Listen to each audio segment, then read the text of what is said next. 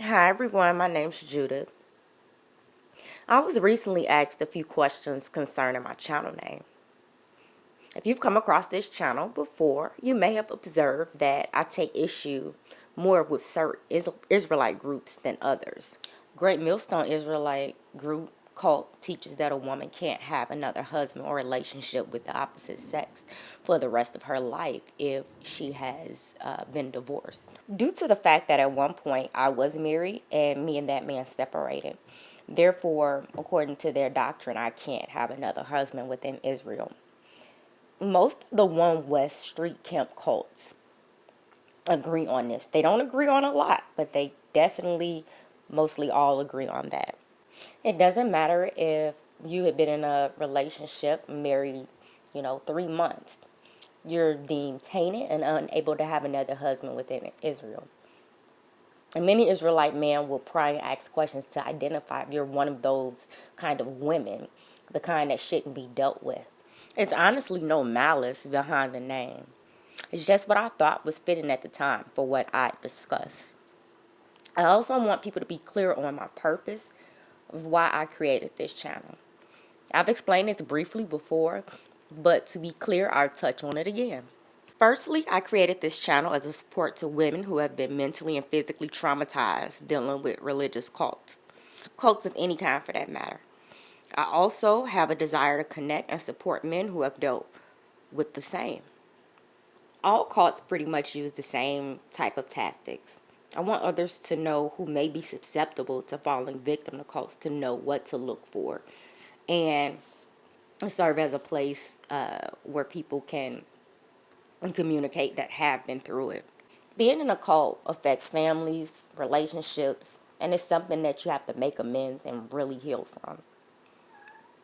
At the end of the day, I don't follow or suggest following any organized religions.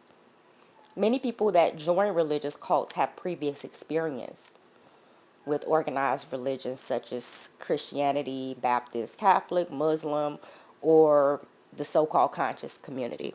In essence, all of the religions are set up as a system of control, especially for people of indigenous, native descent, melanated peoples, descendants of so-called slaves, etc. During slavery, religion was used to keep people under their master's dominion. Still today, it's used to do the same with the masses. No matter your ethnicity, organized religion is used as a system of control to those who subscribe to it. The scriptures are mostly allegorical, astrological stories, old mythology. Many of these myths and stories come from ancient Kemet, or ancient Egypt, as some like to call it. Many cultures have their own version of Jesus, or what the Israelites would call Yahweh Shai. The oldest that I know of is Heru, who comes from ancient Kemet. His story mirrors the story of Jesus almost exactly. In actuality, Christianity and ancient Kemet have many similarities, which led me to believe and ask the question, is ancient Egypt, ancient Kemet, really as evil as the Israelite cult led me to believe? The ancient Egyptians couldn't be that bad if our doctrines are so similar, right? Anywho, I decided to learn more and began to explore from there. During my exploration, one of the first documentaries I came across was Z Heist. It's a few Z Heist films. The one I initially watched dealt with religion. They laid it out simply enough, and from then I couldn't view religion the same. I'm about to insert a clip from the movie Z Heist. It's kind of a long film, but I just wanted to demonstrate some of the things that led me to do deeper research. They are simply the 12 constellations of the zodiac, which Jesus, being the sun, travels about with. In fact, the number 12 is replete throughout the Bible.